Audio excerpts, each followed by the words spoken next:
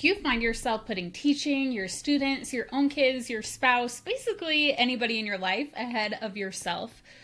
Maybe you're floundering with no direction, just doing what everyone else wants you to do without being conscious, without intentional planning. This is so common. But now that you've learned how to observe yourself last week, today we're going to talk about how you can take what you've learned about yourself through your observations to see how you can be more conscious about creating a teaching career, creating a life that you love while, yes, still helping others and creating beautiful relationships in your life with everybody around you as well.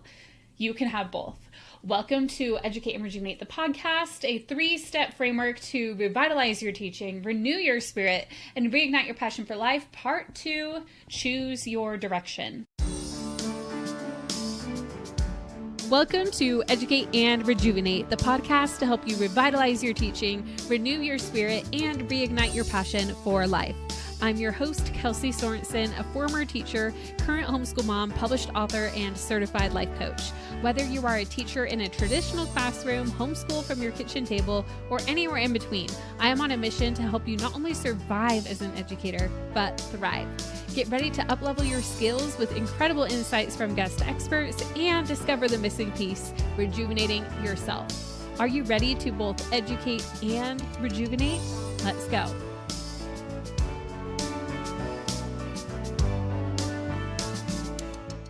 I am so thrilled for this episode to be popping into your feed today. And in case you missed the announcement that should have popped into your podcast feed on Thursday, the book Educate and Rejuvenate is now live. You can go on Amazon, you can find a copy. Many of you are already getting your hands on your copies. This book launch is so fun, and I love that this project that I've been working on for almost the past 2 years and really diving into research, really diving into my own personal work is now coming to life to help and serve all of you because, you know, it's been kind of me doing the deep work on the back end, and now I'm able to share all of it with all of you.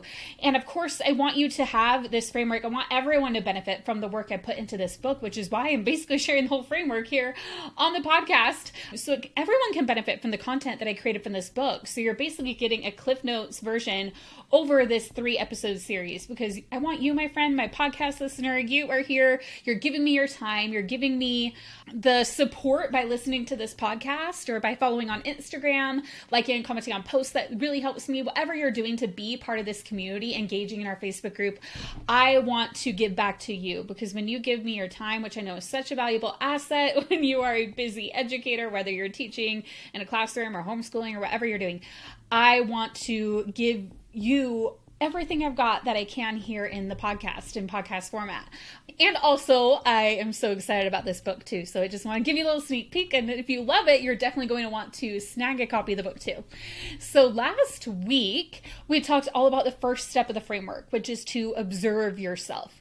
Now, I want to review that really quickly for you. So basically, when we are observing ourselves, if you missed it, I really recommend going back and listening to that episode where you'll really get a deep understanding of what it means to observe yourself. But what we talked about is really kind of pulling back and observing what we do. I mean, it really is kind of self-explanatory, right? We're observing ourselves, but you have to like, what is it that I'm observing? We want to look at our thoughts. We want to see what we are thinking because we are thinking so many thoughts in a day, right? That they're just go popping in our head. And we just automatically believe the thoughts that come into our head because we don't have time to notice every single thought. Our brain is wired to be very efficient and just go with whatever pops into our heads. So unless we actually be very conscious and observe and see what's going on in there, our thoughts might be driving feelings that are causing us to feel overwhelmed or anxious when maybe we don't need to be. We also want to look at our feelings. We want to actually pay attention to what we're feeling. It's a big part of the human experience, right? I mean, it's really the full experience. Everything we want in our life is based on how we want it to make us feel. And so, because, you know, we might think like, oh, I really want to lose some weight, or I really want a more organized classroom, or I really want to finish my ESL endorsement, or whatever it is you might be doing. And we think we'll feel so much better when we do that. But really, it's because of what we're making that mean with our thoughts. But also, we don't even notice our feelings, right? So we want to take some time to tap in and be like, what is it I'm feeling? And process those emotions and pay attention. What feelings are you feeling the most often? How does it feel in your body? Getting in tune with that. And we talk about that a lot in last week's episode, so make sure you tune into that.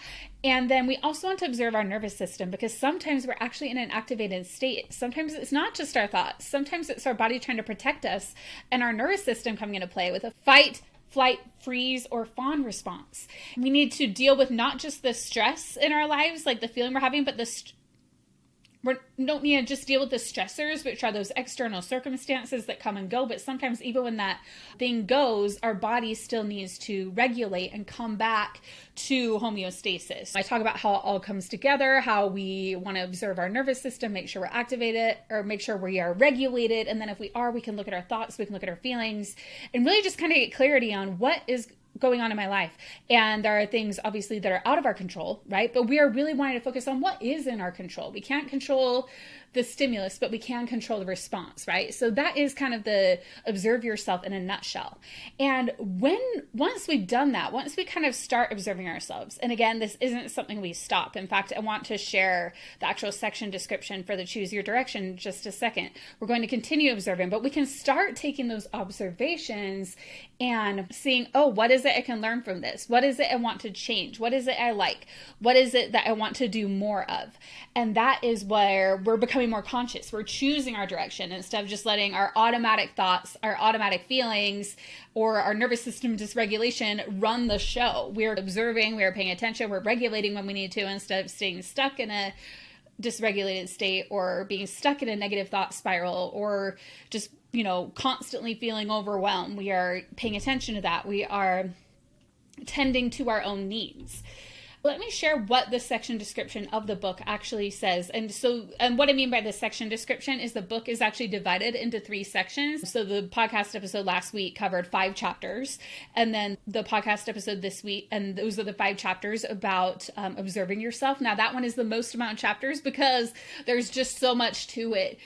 There are chapters all about your thoughts, all about your feelings, all about your nervous system, all about what it means to be an observer and having self-compassion and non-judgment and all of that, and really tying it all together. So there's 5 chapters in that section. And then section 2 is 3 chapters about choosing your direction. And that's what we're talking about today on the podcast. And then next week, we'll talk all about the 3rd section, another 3 chapters called Align Yourself. And then in between each section, there is a section description and even kind of a cute little picture that you'll see when you get your copy of the book, if you snag one. There's like kind of going up the staircase, and it shows that you're not ending the choosing your direct or observe yourself. That stays underneath as a foundation of the staircase the whole time, but you're kind of climbing up. It's a great visual that you'll see when you snag a copy of the book. Okay, so that section description says, now that you are starting to observe yourself, we can use those observations to choose what we want in our lives. We're delving deep into our psyche to truly understand ourselves and using our unique perspectives to guide our choices. We're enhancing our observational skills while incorporating strategies for conscious decision making. So it's not moving on from one step to the next, but adding another layer. It's like learning to ride a bike, first pedaling with training wheels, then balancing without losing sight of the pedaling. This framework adds layers to our approach without pausing the ongoing process of self-observation. So when we start the chapter, the first chapter 6, all about the choosing your direction, I start with a story from the movie The Notebook that you might have seen. And the reason is because what I've found as I've coached is a lot of times when I ask a question, and a lot of times if it's a deeper question that's kind of not like, oh, what happened here? But, oh, why this or why that? When I'm coaching, a really common answer is, I don't know. Like, we don't know the answer to that question. And it really reminds me of this scene from The Notebook where Ryan Gosling's character, I believe his name is Noah, and Rachel McAdams' character, oh my gosh, I cannot remember her character's name, but they're fighting. I'm pretty sure it's like raining. They're by a car or something. And he's kind of like frustrated. She's like, deciding which guy she wants to date or whatever. And what he says to her is, would you stop thinking about what everyone wants? Stop thinking about what I want, what he wants, what your parents want. What do you want? What do you want? And he really you could look it up on YouTube. It's actually she's just standing there it's not that simple. It's not that simple. And, that's how a lot of us feel. We're we don't really know what we want. We're just oh, this person wants this person wants that, this person wants that. And I don't know what to do because I can't make everyone happy. And that's true. you can't make everyone happy, right? So that is why we need to be able to choose our own direction, do what it is that we need to do that makes us feel good, that aligns us with ourselves. But we don't know how to do that, right? Because we spent so much of our lives just wanting to make everyone else happy. And the reason that is, so you might, to make everyone happy. What I hear from a lot of teachers is they, end up staying so late after school because they're doing all the things, trying to make everyone happy, or helping this person, helping that person, wanting to make their bulletin board perfect, wanting to do all these different things, right? And we don't really stop to question, like, why is it I'm doing that? Do I need to be doing that? What is it I really want? Why is it I decided to become a teacher in the first place? Like, kind of circling back to all of that, right? And the reason is, like, we have these conditioned beliefs about ourselves, these neural pathways that we observed. We might have seen some of those patterns when we were observing ourselves, and we need to figure out what is beyond those. What is what we truly want? And the reason a lot of times we get conditioned in this way is because love and belonging is actually what we want more than really anything else. It's what we're innately created for. And it's such a good thing, right? Because we want to be connected with others. And even especially in next week's episode, I'm going to talk about how community is such an important part of this. But the problem lies when we think we can't have community, we can't have belonging unless we do everything to make other people happy and what they think matters more than what we think. And one thing I've noticed that has been surprising to me in a way while I coach, but also not, but is how common of a theme people pleasing has been with teachers, with homeschool parents, with even just like, because sometimes everyone I coach is an educator, but a lot of times situations will come up. You don't have to be coached just on something that has to do with teaching. It can also be like with a family member or with really anything in life. What I've just noticed, though, is educators as a whole in all areas of their life. And I think it's because, when we go into teaching, especially for those of us who choose to be educators, we love helping people, right? It's a big part of it. And we want other people to be happy. We want to do A+ work all the time. A lot of times, those of us who were teachers, we got good grades in school growing up, right? And we worry so much what other people think, feel, and do versus what are we thinking, feeling, and doing. Like, we don't want to not think about anyone else. Obviously, I'm not telling you like, oh, I need to become completely self-centered. We need to be a narcissist or anything like that. We don't need to do that, but we also need to give some equal airtime to what is it I'm thinking, feeling, and want. And also, what do they want? I'll take that into consideration while I make a decision that's still true to myself. But we usually don't take that time to question what it is that we think, feel, and do because we are so focused on what everyone else wants us to think, feel, and do, right? And another thing we tend to do is we want external validation from others to make us happy. It's a whole concept I talk about in the book called The Manual, which we won't have time for today.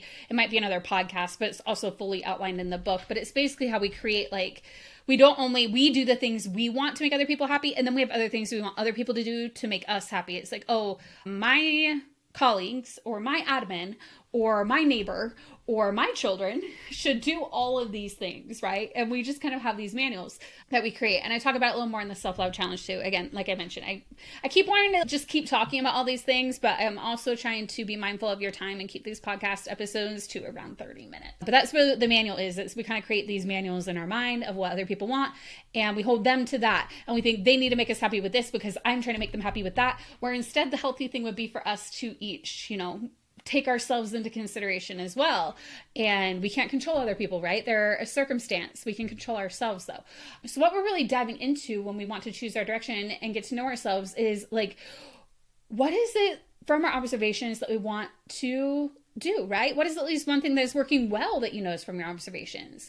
What are some things that you love? Like if you just tap into yourself, what do you love? What do you love to taste, to see, to touch, to feel? Tap into your senses for a sec. Do you love warm cookies, fuzzy socks, or a good cup of coffee, or smell of the rain, or the sound of the ocean, the sound of music playing on the radio? And how are those things currently in your life? Are you making space for what you actually love to do? What parts of yourself have you let go of that you miss, perhaps? Like maybe at some point in your life, you like to sing or play soccer as a child growing up.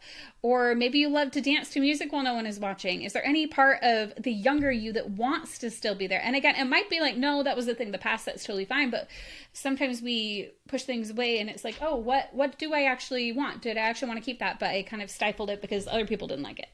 What are your top values? There's no right or wrong here. What is most important to you? Your family, your friends, your teaching career, your faith, your spirituality.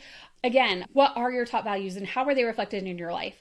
And there are so many more questions we talk about too. I'm not going to have time to go into all of them today, but they're all in the book and in your workbook that you will get for free when you buy the book. Oh my gosh, the workbook is so beautiful.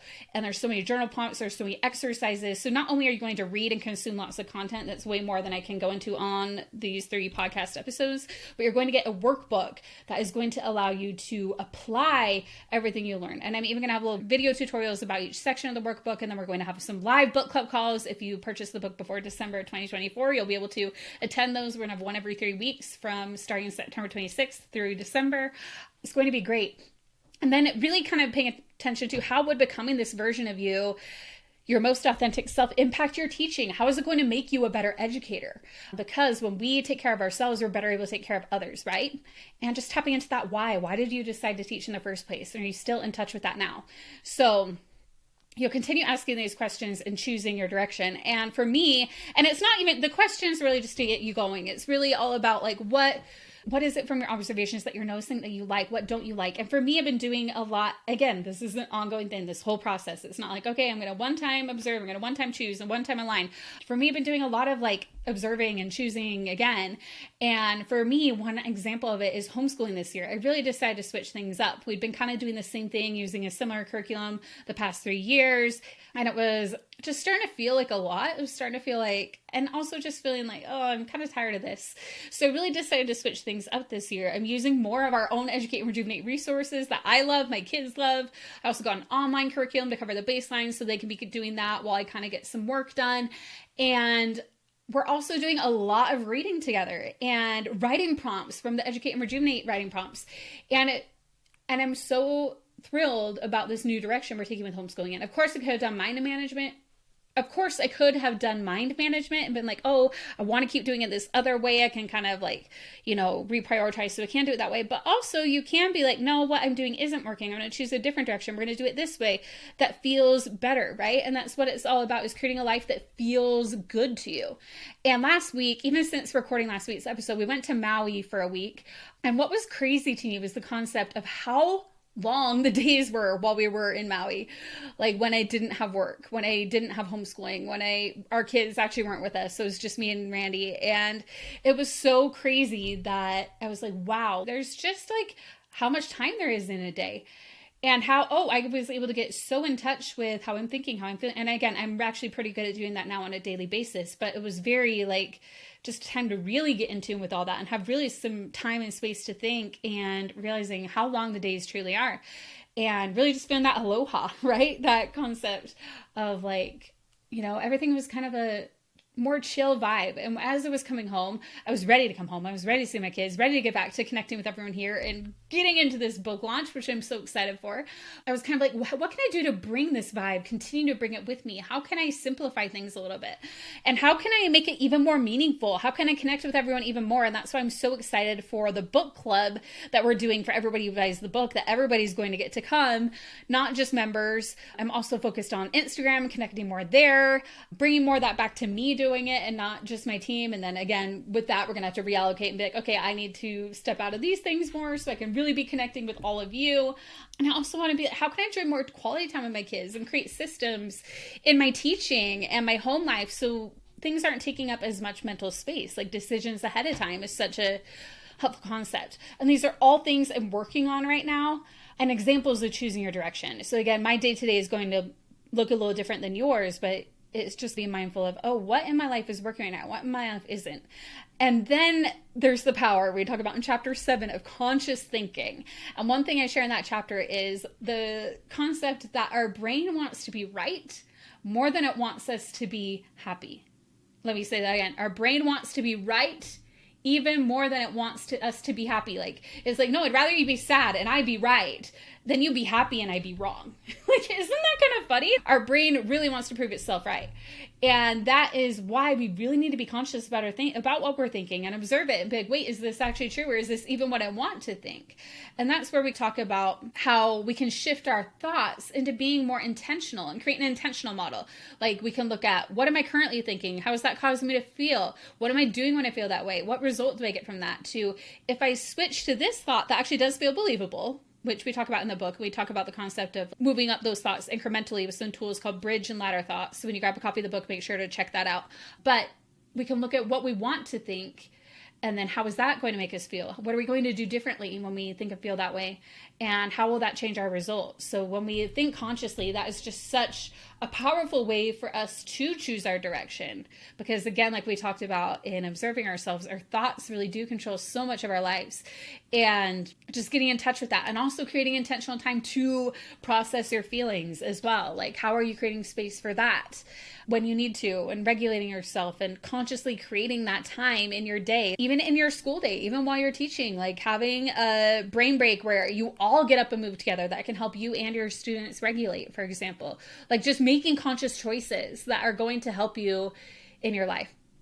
Now, the final chapter, chapter 8 in the Choose Your Direction section, is all about goal setting. And the one thing that is a big caveat with goals is a lot of times we think of goals as like, oh, I need to do this thing because then I'm going to be better when I do this thing. Or then I can be happy. Like that constant, like, I'll be happy when I reach this goal or whatever. And that's not going to work, because then we're not going to shame ourselves into reaching a goal. And we've learned throughout the book and throughout these podcasts that it's not the circumstance of anything that makes us happy, right? It's not reaching that goal, but our thoughts about where we are right now. And you can cultivate those feelings right now, so you don't even have to set a goal. But there are a couple reasons we do want to set goals. And the first one is that they help us remove our subconscious blocks we have about ourselves, because we will have that shame come up. We will have thoughts we need to train, and we will have feelings that come up. And it gives us an opportunity to use and apply and practice these tools. And it gives you direction. Again, creating that goal gives you that direction of where you want to go. So you might end up there. You might end up learning and going in a completely different direction, but it's giving you the direction for right now and removing those subconscious blocks, like those thoughts of disbelief, especially like, no, there's no way I could do that. And then when you actually see yourself making progress because you are busting through those limited beliefs, it's so powerful. And another reason that we set goals is they're our guide. And I already kind of mentioned this, they're our guide as we choose our direction, right? They give us a direction to go. And a way we can do that is through using the self-coaching model that I talk about a lot here on the podcast to create our goals. So we look at we kind of work it backwards, right? So usually we look at the circumstance, thought, feeling, action, result, but instead we'll end with the result. We'll be like, what is it? What is that goal? The result is you hit that goal, right? And then what do I need to do to hit that goal? The actions. You write down everything you would need to do to hit that goal. And then how would you need to feel to be able to do all those things without resistance, right? So how would you need to feel? What emotion? And then what is it you would need to think to feel that way? And then your circumstance is just the fact that you set a goal to do that. That can be a circumstance. Like I set a goal to fill in the blank. And we have a whole worksheet and everything for you to do this. When you grab the workbook that goes along with the book, you'll learn how to do that when you buy your copy of the book. So you have the book that has all the information, and then the workbook that helps you apply, which also give you access to the Educate and Rejuvenate app for the video tutorials, the book club replays if you're not able to come live, and all of that. So we're giving you so much. It's crazy. The book, if you buy a hard copy, is $26.95, or the Kindle is only $9.99 if you decide to go the digital route. But again, you're getting so many bonuses that more than cover that. So we wanted to really make it a no-brainer for you. And another thing I just want to mention is, why is setting a goal in the choose your direction category and not align yourself? Because you might be like, oh, aligning yourself, isn't that like, because the step 3 is to align yourself, and that's to be going the direction you want to go. And the reason I put goal setting in the choose your direction is the initial setting, the creation of the goals is you choosing, right? You're choosing what you want to do. You're creating the plan. And then I would put actually following through and doing those things, like the habits that you build, actually tracking your habits, creating routines and everything that go along with those goals. Like the goal is big picture, creating the plan, and then align is like the day-to-day of doing that. So we'll talk about that even more next week. Okay, so let's recap what we talked about today about choosing our direction. It's about knowing and getting clear on what do we want? What is it that we want in our lives? And then we need to figure out, what do we consciously need to think? What do I want to believe in order to create that life, that teaching career that I want? We want to create goals and a plan so we have a direction of where we want to go. Essentially, that is a quick sum up of all of it. But again, there's so much more to it, so many tools that you can use to utilize that. And the book, Educate and Rejuvenate, a 3-step guide to revitalize your teaching, renew your spirit, and reignite your passion for life by Kelsey Sorensen. Okay, that was just fun to say. But the book is really going to help you to do that. It's going to outline everything. It's really like, I've had members who were in the club for a year or more, and they said the book, like they've been coming to calls and everything, but they're like, this book is suddenly giving so much clarity to all the calls I've been to. So even if you've never come to one of our events or been in the club or anything, you've just been listening on the podcast, it's going to give so much clarity to what I even talk about on the podcast. You're going to, because again, on the podcast, I'm not going to always just be rehashing things from the book. I'll be giving new stories, new examples, new tools, but the book is really going to give you that essential framework, that kind of baseline layer of understanding of why and what we're doing here. So then when you listen to the podcast, it's going to make this so much more powerful. So I highly recommend snagging your copy of the book. It's going to impact you way more than it impacts me. Let's be for real. I am confident that this book is going to do well, and that it's going to be received well, and that we're going to get people purchasing the book and everything. I get like pennies on the dollar for each book sold. It's not about that. But for you, what you're going to get from it, the transformation you can see when you read the book, and then not just read it, but also utilize that workbook and apply what you learn, and come to the book club calls or watch the replays if you're not able to come live. It's going to honestly make such a difference for you. And so again, grab your copy of the book if you haven't yet. You can find it on Amazon. We'll link it in the show notes. We'll link it in the episode description even, so you can find it right on Apple or Spotify and all that.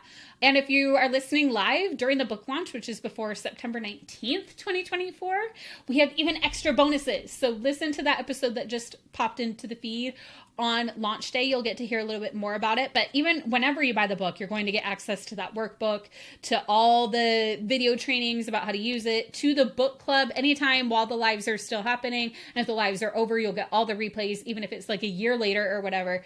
You're going to get so much value. It's really like buying like a couple $100 course for $26 for the book. I do highly recommend our Teacher Bestie plan that we're doing for the launch though, which is where you buy 2 copies, because then you have a built-in accountability buddy and you get even more bonuses. But again, this book is going to just make such a difference for you if you use and apply what you learn. It has for me, and I know it will for you too. Those of you who have a copy and have already started diving in, I would love if you would leave a review on the book on Amazon. Like I mentioned, I really want to get this book into the hands into as many educators as possible. And it's not for me. It's because it's going to be so much more powerful for everybody else. The book isn't about me. It's about you. You, the listener, your educator friends and family. It is going to help and support you to not be so burned out. Like, when we did the poll on Instagram, and over 300 teachers said they're almost always putting their career above themselves. Like, I need that to change. And this book is a big part of that. And it's really a movement, and we're all coming together. And so I would love for you to leave a review of the book, because that is going to help it rank more on Amazon. It's going to help people to know, oh, this is a book I should buy. So if you would take a moment to do that, that would mean so much to me.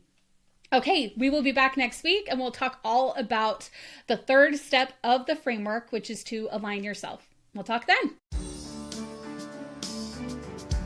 Thank you for joining me on Educate and Rejuvenate, the podcast today. If you love what you heard in this episode, be sure to hit subscribe so you don't miss the next one.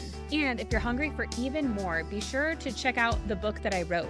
It's called Educate and Rejuvenate, a 3-step guide to revitalize your teaching, renew your spirit, and reignite your passion for life. It takes everything you learn here on the podcast and that I teach our members inside the Educate and Rejuvenate Club into a guidebook you can refer to again and again. One of our early readers said it was like clarity for her brain. Plus, it's not only a book. With your purchase, you'll get a full PDF guide with exercises and links to videos and more, so that you can not only consume but apply everything that you learn.